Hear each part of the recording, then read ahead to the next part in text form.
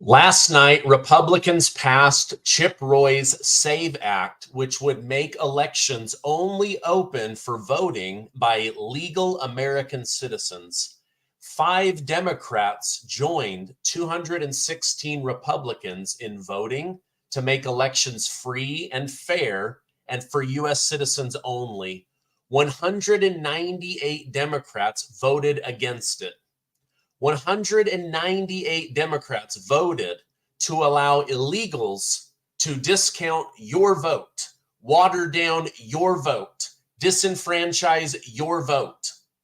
Now, I don't want my citizen vote mingled with a socialist illegals vote because Biden invited them to break into the country, take advantage of our welfare systems, get more money than our seniors and veterans, overrun our schools. I cannot believe these 198 Democrat traitors voted against making elections safe. I'm not surprised, but I am shocked and I'm absolutely furious. But thank goodness the Republicans stood up for our republic and voted for this bill to happen. Well, it's going to take a miracle for the SAVE Act to actually get through the Senate because you have to get 60 votes over there. And with 198 Democrats voting against America and free and fair elections, what do you think the 50 to 51 Democrats in the Senate are going to do? They're going to vote against it. It might tie. They bring in Kamala Harris, and boom, we're back to allowing illegals to vote. But we did see 5 Democrats defect and move over with Republicans. That could happen. If that does, and it passes the Senate, then it goes up to President Biden, who has already promised that he will veto the bill. So we have a sitting president of the United States of America that has openly said, I want illegals voting in our election because it helps me to retain power. Do you understand what we're dealing with? We are living in an actual banana republic. This is disgusting. These Democrats absolutely disgust me. Biden needs to be kicked out before he destroys the country. Now, former President Donald Trump hosted a rally in Florida, and let's just say he didn't hold back on going after Vice President Kamala Harris. After discussing how unfit Biden is to serve as president, Trump stated, you have to give Biden credit for one brilliant decision, probably the smartest decision he ever made. He picked Kamala Harris as his vice president. Now, you're probably having the same reaction the crowd did. What? They booed, they moaned. Then Trump said, no, it was brilliant. Because it was an insurance policy, maybe the best insurance policy I've ever seen. If Joe had picked someone even halfway competent, they would have bounced him from office years ago. But they can't because she's got to be their second choice. So basically he's saying they only picked Kamala Harris so that Biden wouldn't have a number 2 booting him out to become number 1. Now, I know Trump can be brutal, but his comments, although crazy, are true. He's literally comparing a healthy 59-year-old woman to an 81-year-old suffering from dementia and saying the people would rather have the dude with dementia than her. So, and to back this up, you have Nancy Pelosi who's saying that this is true. Now, Trump went after Nancy Pelosi and said that she is trying to keep Joe Biden in office, but I'm going to show you why that's not true. Marantha girl, thank you so much for the super chat. I really appreciate that. Okay, now, if anything, Nancy Pelosi has been one of the few outspoken voices against Joe Biden following his poor debate performance. Not only did she admit that he's possibly suffering from a mental condition, she also refused to endorse him during a live broadcast on MSNBC. Now, I think Pelosi sees the writing on the wall Joe Biden is toast, absolutely toast. And she knows that Biden is going to lose. Now, when asked if Pelosi wants him to run during this interview, she stated, "It's up to the president to decide if he's going to run. We're all encouraging him to make the decision because time is running short. I want him to do whatever he decides, and that's the way it is. Whatever he decides, we go with." But Biden has been saying since earlier this week, every opportunity he gets, that he is running, that he couldn't be any more crystal clear. I am running. So with that being said, why is Pelosi acting as if Joe Biden hasn't made a decision? It's because she hasn't made a decision. I'm telling you, she knows this guy is toast. And Pelosi doesn't want to associate her name with a loser. I mean, just look at her insider trading. She doesn't pick losers. She only likes to pick winners. That's why she's worth $200 million. She picks winners. And now they're trying to force her to publicly pick a loser, and she's refusing to do it. She's using double speak like, well, it's his decision. We're going to leave it up to him. But I'm telling you, Nancy Pelosi only picks winners, and this dude is not going to win. By the way, thank you guys so much for liking and sharing these videos, because when you hit like, it tells the algorithm to push me out to more people. So thank you so very, very much. Okay, now, Pelosi is purposely dodging the question. Anyone with a brain can tell she's given up on Joe Biden.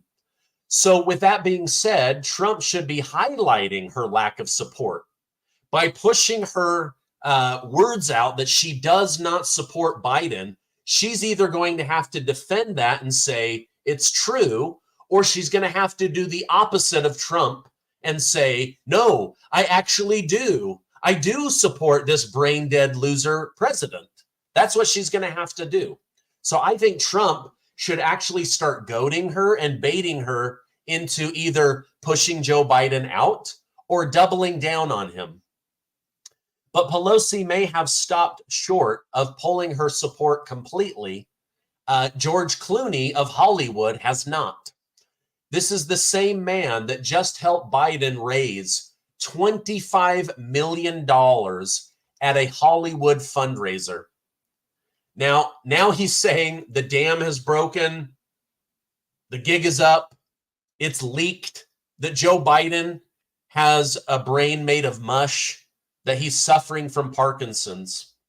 Clooney defended himself by stating, "It's devastating to say it, but the Joe Biden I was with 3 weeks ago at the fundraiser was not the Joe Big Effing Dill Biden of 2010. He wasn't even the Joe Biden of 2020. He was the same man we all witnessed at the debate. Was he tired? Yes. Did he have a cold? Maybe. But our party leaders need to stop telling us that 51 million people didn't see what we just saw. We're all so terrified by the prospect of a second Trump term that we've opted to ignore every warning sign." Wow. Unbelievable. Let me read that one more time. Our party leaders need to stop telling us that 51 million people didn't see what we just saw.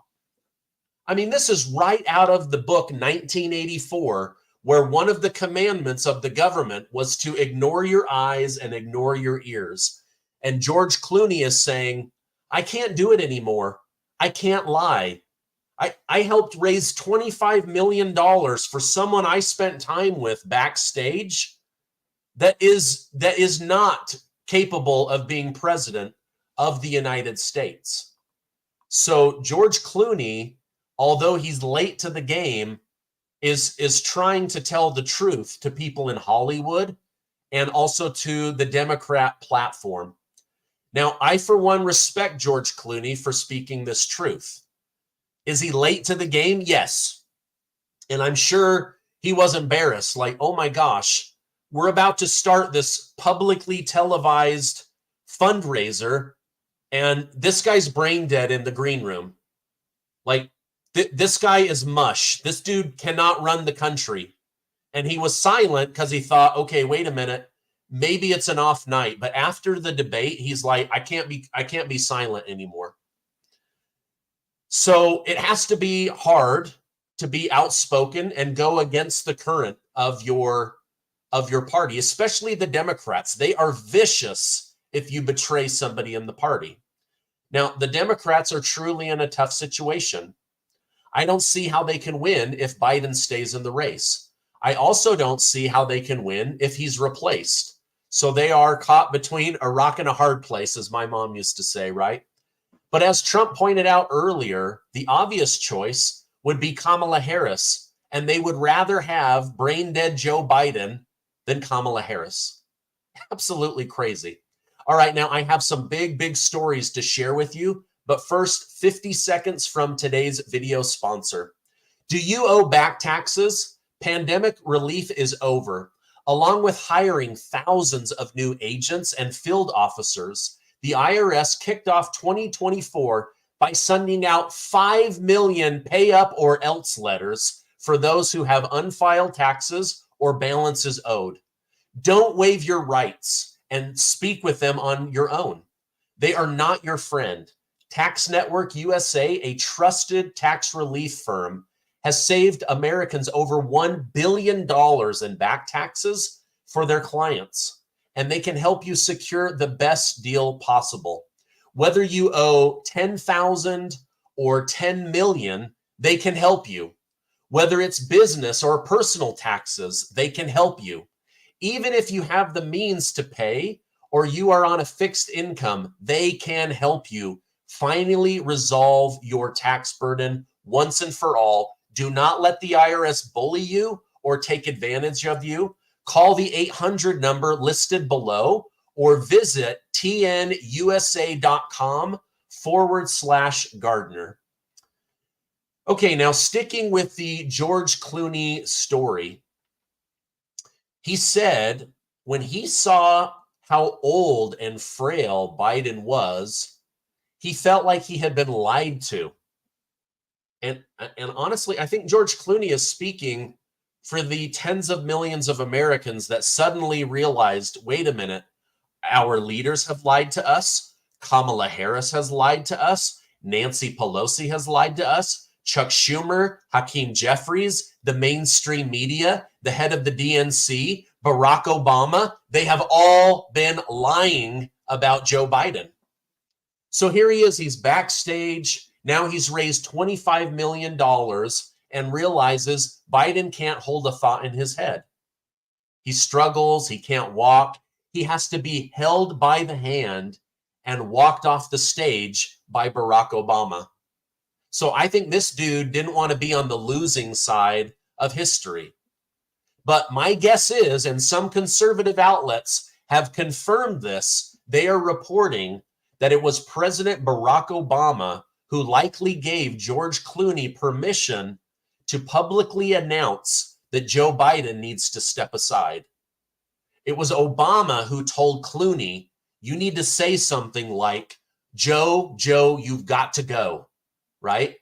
And now other people in Hollywood, they're starting to get on the bandwagon. Now, Obama controls Hollywood. That's how he got elected. You can go back and research this. Hollywood got Obama elected. Now Obama is working through Hollywood to tell Joseph Robinette Biden, retire, walk out, leave with your head held high. So George Clooney is a DNC operative. He's the mouthpiece for Obama because Obama can't come out and say these things himself. Now, among other potential issues, there are reports that President Biden has essentially made his son, Hunter Biden, his new chief of staff. While he clearly didn't officially do this, Hunter has been in every meeting with Daddy ever since the debate.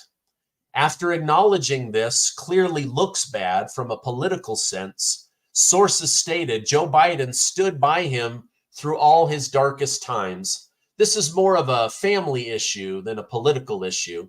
It has nothing to do with his criminal cases. This is how the family operates. I'm telling you, if a sitting president cannot function because of anxiety, because of dementia, because of Parkinson's, because of stress, then if he can't do those things without his adult child sitting by his side, he needs to step down. Like think about that. Think about if Donald Trump couldn't function unless Don Jr. was right by his side. Then you would know, oh my gosh, something is wrong, right? Same thing. Let's say Barack Obama. If he couldn't function unless Sasha or Malia was right there, you would go, wait a minute, something's not right. So they need to seriously consider Article 25 of removing the president for health issues. They need to seriously consider, why are we backing somebody who cannot function without their adult child holding their hand? Now, in what seems to be an attempt to remove attention from President Biden, Representative AOC has just filed articles of impeachment on Republican Supreme Court Justices Clarence Thomas and Samuel Alito. I mean, I got to give credit. AOC, at least she has the courage to try to impeach people she doesn't like. Why aren't Republicans doing this? Why is Mike Johnson not holding Merrick Garland in contempt? He arrested two of Trump's people for the exact same thing, defying a subpoena. And the Republicans don't have the balls to do anything. Okay, back to the story. Sorry, I got off on a tangent there. Representative AOC has alleged that these justices, Thomas and Alito, are corrupt by receiving millions of dollars in gifts while they held positions of high office. Now, wait a minute. Isn't she under ethics review for the exact same thing? I digress. Now, the impeachment resolution accuses them of failure to disclose financial income, gifts, reimbursement, property interest, liability, and transactions, among other information. Now, I'm assuming they may be investigated, but we will see what happens. But she is specifically targeting Clarence Thomas, who Joe Biden hates. Go back, just Google Joe Biden and Clarence Thomas, and you will see the bad blood that exists between them. So is AOC, was she called in to do a hit job? Is she supposed to publicly shame Joe Biden's Supreme Court enemy? And why go after Alito? Just because his wife put up a flag on January 6th, which represents the U.S. government is in distress? It's disgusting what AOC is doing. Now, right now, Trump is leading Biden in almost all swing states. Michigan, he's having a little bit of trouble with. Now, Dems have been trying to reinstall drop boxes in Wisconsin, and now we know why. Why Hillary Clinton's private lawyer, Mark Elias, has been working nonstop to get these unmanned, uncameraed drop boxes back in Wisconsin. Trump is up by 6 points in Wisconsin over Biden ever since the presidential debate. So they are stacking the deck in Joe Biden's favor. But will they be able to win? Are we going to be able to make it too big to rig? Let me run a clip from CNN. You guys know that I don't like giving CNN any kind of positive attention, but them having to publicly say that Donald Trump is kicking Joe Biden's butt is absolutely worth watching together.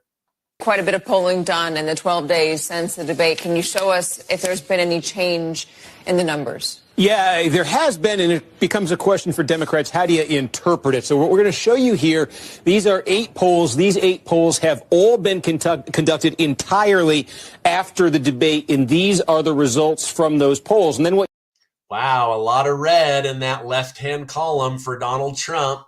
You're seeing next to it in the right column here, same poll, their previous poll before the debate. So you're getting each poll compared what they found before, what they found after. A few of these, though, they were conducted back in the spring, so there's a bit of a time lapse on them. But I think you do see some clear patterns here. First of all, this one is obvious. Every poll since the debate has either had Donald Trump ahead of Joe Biden or a tie in one case. And most of these polls have shown some kind of a movement from toward Trump and away from Biden. Trump by 1 to Trump by 2, Biden by 2 to Trump by 2. Not all of them, but you see a pretty clear pattern. So I think what you see here is a Trump lead here. If you average these all together, his lead on average, Trump's is 3.4 points in the post-debate polling. In movement from the previous polls, about 2 points, about 1.5, 2 points of movement toward Trump since the debate. And it becomes a question for Democrats. How do you interpret that? I mean, some Democrats might make the case. You hear them making the case that, look, you know, this is still close. The bottom hasn't fallen out. It's not. Listen, you guys, Joe Biden's health is only going to get worse. The infighting in the Democrat Party is only going to get worse. The backstabbing by Obama and by Hillary Clinton is only going to get worse. So these numbers in the left-hand column, I believe, are only going to get redder and bigger. Not like Biden's lost 10 points, 20 points, something clear, something definitive. Democrats could say, hey, this is something that can be recovered from. On the flip side, other Democrats, I think your previous guest just was making this point, would look at this and say the bottom line, Joe Biden does not lead in a single one of these polls. Joe Biden's lost ground in most of these polls. And we live in a world where the margins are very thin in elections, one way or the other. And a shift of a couple points may seem small, but it can be decisive. So some Democrats could look at these with just alarm, and others could look at them and say, you know, it hasn't changed that much. It's a matter of interpretation. Indeed. Steve Kornacki. Steve, thank you very much. And still ahead. Oh, man, you see that uncomfortable laugh from the host? Oh, thanks, Steve. Oh, I just love it. Over in the chat, if you think Trump is going to win, I want you to type a T. And if you think Biden is going to win, I want you to type a B. I think Donald Trump is about to have a landslide victory. Joe Biden, he cannot come back from dementia. He cannot come back from Parkinson's. Even these $50,000 a year medications that they're putting out, you have to catch the Alzheimer's and dementia before it gets worse. It doesn't reverse it. It just slows it or helps you to avoid it.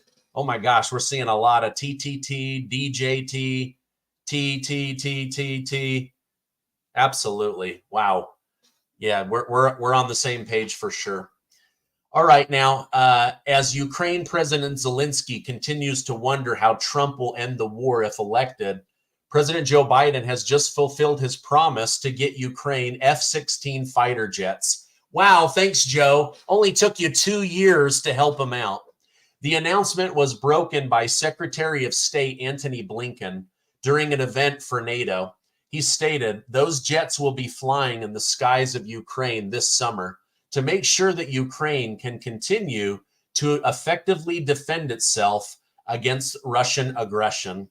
Without our continued support of Ukraine, Russia has now refused to consider a nuclear deal until further notice. During a recent interview, Deputy Foreign Minister Sergei Ryabkov stated talks cannot resume until the United States clearly shows some change for the better in their policy. At the very least, demonstrate that this boundless and unabashed Russia-phobia has been set aside and is replaced with a slightly more sane approach. Now, the change that I believe they are betting on is that Donald Trump will be reelected. Russian President Vladimir Putin recently hinted towards this when he stated that he believes Trump is sincere about ending the war, and he would like to hear his thoughts on how to do so. Now, I'm not a fan of Putin, and I'm not against Ukraine, but this war, it needs to end. Not another dime of American taxpayer money needs to go to Ukraine.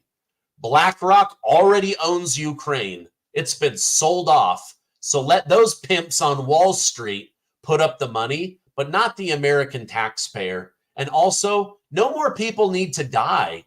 This war just needs to end. So do I believe Donald Trump will end the war in one day? No, but I think he's going to make a big dent in it.